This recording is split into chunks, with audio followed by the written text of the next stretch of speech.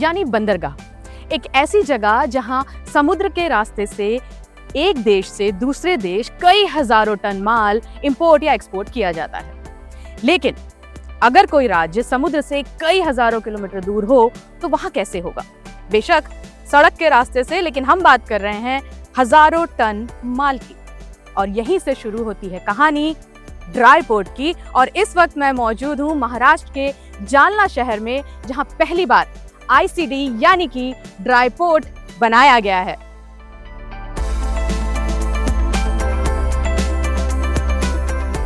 JNPA यानी Jawaharlal Nehru port authority का एक महत्वाकांक्षी ड्राई पोर्ट प्रोजेक्ट विकसित हुआ है जालना शहर में। ये काम कैसे करता है? क्या होता है ड्राई पोर्ट? स्टील इंडस्ट्री के लिए ये इतना इंपॉर्टेंट कैसे है? आज की ग्राउंड स्टोरी में समझते हैं ड्राई पोर्ट की कहानी, मेरे यानी नेहल नायडू के साथ।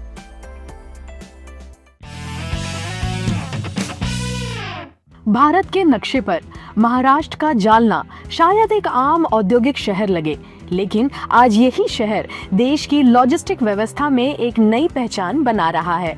जवाहरलाल नेहरू पोर्ट अथॉरिटी यानी जेएनपीए ने यहाँ एक इनलैंड कंटेनर डिपो आईसीडी विकसित किया है, जिसे आम भाषा में ड्राई पोर्ट कहा जाता है। आखिर ड्राई पोर्ट होता क्या है? ड्राई पोर्ट समुद्र से दूर बना एक इनलैंड कंटेनर टर्मिनल होता है। मान लीजिए किसी इलाके में कई फैक्ट्रियां हैं, लेकिन वहाँ ड्राई पोर्ट नहीं है। ऐसे में फैक्ट्री से निकलने वाला हर कंटेनर सीधे समुद्री बंदरगाह तक जाता है। वही कागजी कार्यवाही और बाकी सभी प्रक्रियाएं होती हैं। इससे ज्यादा खर्च और काफी समय लगता है। लेकिन जब उसी इलाके में एक इनलैंड कंटेनर टर्मिनल यानी ड्राई पोर्ट बन जाता है, तो फैक्ट्री से कंटेनर पहले ड्राई पोर्ट पहुंचता है। वहीं उसकी जांच, कस्टम क्लियरेंस, सील और डॉक्यूमेंटेशन पूरा हो जाता है। इसके बाद कंटेनर सीधे रेल मार्ग से समुद्री बंदरगाह पहुंचता है, जहां उसे लगभग सीधे जहाज पर लोड कर दिया जाता है। सीधे शब्दों में इनलैंड कंटेनर टर्मिनल यानी समुद्र से दूर बना एक मिनी पोर्ट। ड्राई पोर्ट की जो कहानी है वो बड़ी विशिष्ट है। और जब मोदी जी की सरकार आई 2014 में, तो उन्होंने एक डिक्लेरेशन किया कि हर राज्य में एक आईआईटी और आईआईएम देंगे। तो हमारा जो चेंबर है, chamber of Marathwada industry and agriculture, यहाँ हम लोगों ने निर्णय लिया है कि क्यों ना ये आईआईएम हम औरंगाबाद के लिए पिच करें। तो हमने दिल्ली में एक मीटिंग बुलाई, जिसमें मराठवाड़ा के सारे जो एमपीज है उनको हमने इनवाइट किया, और साथ में स्टेट लीडरशिप में Gadkari ji was one of the senior, उनको भी बुलाया था। और उनके सामने चेंबर ने एक प्रेजेंटेशन दिया कि why you should consider Sambhaji Nagar, उस वक्त औरंगाबाद नाम था, Sambhaji Nagar as a probable candidate for IIM. तब तक शायद पॉलिटिकल ब्रास ने डिसाइड कर लिया था कि आईआईएम नागपुर जाएगा। सो अब इतनी बड़ी वहाँ मीटिंग हो रही है, इतने इंडस्ट्रियलिस्ट, इतने एमपी सारे इन्वॉल्व हुए हैं, तो गडकरी जी के पास उस वक्त पोर्ट मिनिस्ट्री भी थी।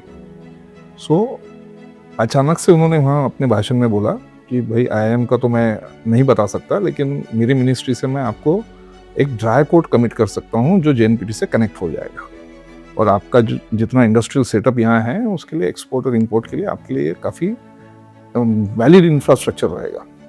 मैं भी वहाँ ऑडियंस में था, बीइंग मेंबर ऑफ चेंबर। तो मैंने तुरंत जो एमओसी थे उनको एक टेक्स्ट किया कि आप डिक्लेयर कर दीजिए बिना सोचे कि लैंड हमने आइडेंटिफाई कर ली है। सो मीटिंग चल रही है, गडकरी जी का भाषण खत्म हुआ, उसके बाद में जो एमओसी थे वो खड़े हुए और उन्होंने बोला कि मुझे one of the member has send me a message कि we are ready with the land. Gadkari ji भी बड़े सरप्राइज हो गए, हमारे जो बाकी एमपीज थे वो भी बड़े सरप्राइज हुए कि भाई nobody has been consulted and how you are committing. Then I stood up and then I said कि I have some land identified which is government owned land, so acquisition will not be a problem and it's an ideal location.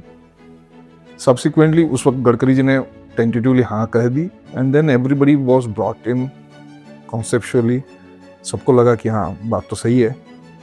और क्योंकि गडकरी जी का commitment था तो very quickly it got approved। Steel industry के लिए ये इतना महत्वपूर्ण क्यों है? स्टील उद्योग में हर दिन हजारों टन स्टील, कोयला, स्क्रैप और अन्य कच्चा माल एक जगह से दूसरी जगह भेजा जाता है। अगर हर बार समुद्री बंदरगाह तक जाना पड़े तो समय और परिवहन खर्च दोनों बढ़ जाते हैं। ड्राई पोर्ट यह दूरी कम करता है, लॉजिस्टिक को आसान बनाता है और स्टील कंपनियों को तेज, सस्ती और अधिक कुशल सप्लाई चेन उपलब्ध कराता है। उस वक्त मेरे दिमाग में जो चला वो ये था कि जालना का उस वक्त जो भी कैपेसिटी था और जो भी मटेरियल का मूवमेंट होता था, गुड्स ट्रांसपोर्ट होता था, वो सारा की सारा रोड डिपेंडेंट था। हमारे लिए कहीं पर भी रेलवे की फैसिलिटी अवेलेबल नहीं थी और ये क्लियर था कि इंडिया की ग्रोथ अगर होती है तो हम लोगों का प्रोडक्शन बढ़ेगा, रॉ मटेरियल की movement, import export, outward movement of material is very essential. तो मुझे कहीं ना कहीं लॉजिस्टिक एक बड़ा चैलेंज बहुत समय से लगी रहा था एंड जैसे ही गडकरी जी ने बोला तो मुझे सारे तार जुड़ते हुए दिखे और very quickly we grab that opportunity. आज वो बहुत ज़्यादा पॉजिटिव उभर कर आया है। No doubt it took almost 10 years to commission, 10-12 years to commission. Infra भी बहुत बड़ा है। जो आज यहाँ ड्राई पोर्ट उभर कर आया है, इसकी कैपेबिलिटी हो गई है आज 7 million ton material in and out मिलाकर करने की, which is one of the massive. और सब्सिक्वेंटली हुआ यह है कि Sambhajinagar is growing as a EV city of India and जो भी EV क्लस्टर बन रहा है संभाजीनगर में, अगर हम इसको डायरेक्ट कनेक्ट कर देते हैं तो it is only 35 kilometers from dry port. So now this is going to become a growth engine of this region. Steel की बात करें तो ऑलरेडी फर्स्ट कमीशनिंग से ही स्टील का जो रॉ मटेरियल है स्पॉन्जाइन फार ईस्ट से, मतलब उड़ीसा और बंगाल से ऑलरेडी रेक से आना शुरू हो गया है। Almost if I am not wrong 9-10 rake commit हो चुकी है, उसमें से 5-6 आ चुकी है। सो एक बड़ा हमारे लिए बहुत बड़ा एक सपोर्टिव मैकेनिज्म हुआ लॉजिस्टिक्स के नज़रिए से। यहाँ से जालना की कैपेसिटी बढ़ाना उसमें एक बहुत मील का पत्थर साबित होगा। सो आई थिंक कभी आपका इंट्यूशन बोलता है आपने उस पर एक्ट कर लेना चाहिए और उसका इम्पैक्ट आने वाली जनरेशन के लिए बहुत मायना रखता है। यह कितना बड़ा बदलाव साबित हो रहा है। ड्राई पोर्ट सिर्फ एक गोदाम नहीं बल्कि पूरे लॉजिस्टिक सिस्टम को बदलने वाला इंफ्रास्ट्रक्चर है। इससे ट्रैफिक कम होता है, बंदरगाहों पर भीड़ घटती है, माल की डिलीवरी तेज होती है। यही वजह है कि भारत में ड्राई पोर्ट्स को निर्यात बढ़ाने और मेक इन इंडिया जैसे अभियान को मजबूत करने में एक अहम कड़ी माना जा रहा है।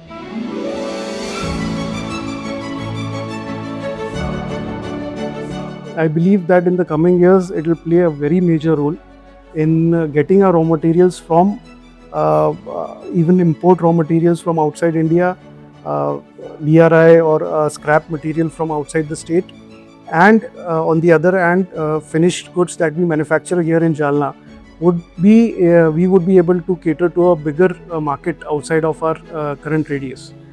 So envisioning this growth, I think dry port is a very significant milestone in Jalna's development, and the iron making in Gadchiroli or Chandrapur can be complemented very well with the steel finished steel making infrastructure already available in Jalna and what would be increased in the future.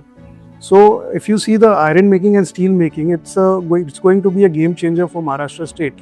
And what our Honorable CM and Modi ji are envisioning for India, the target of 300 million tons per annum, Maharashtra would be a very big contributor in that.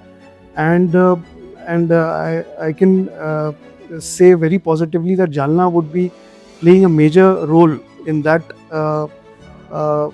dream, making that dream come true. With the help of the dry port also. Yes, of course. Jalna का ये dry port सिर्फ container रखने की जगह नहीं है, ये industries को देश और दुनिया के मार्केट से जोड़ने का एक स्ट्रॉन्ग गेटवे है। जालना का ये ड्राई पोर्ट आने वाले समय में रीजन को और स्टील इंडस्ट्री को एक नई दिशा दे सकता है।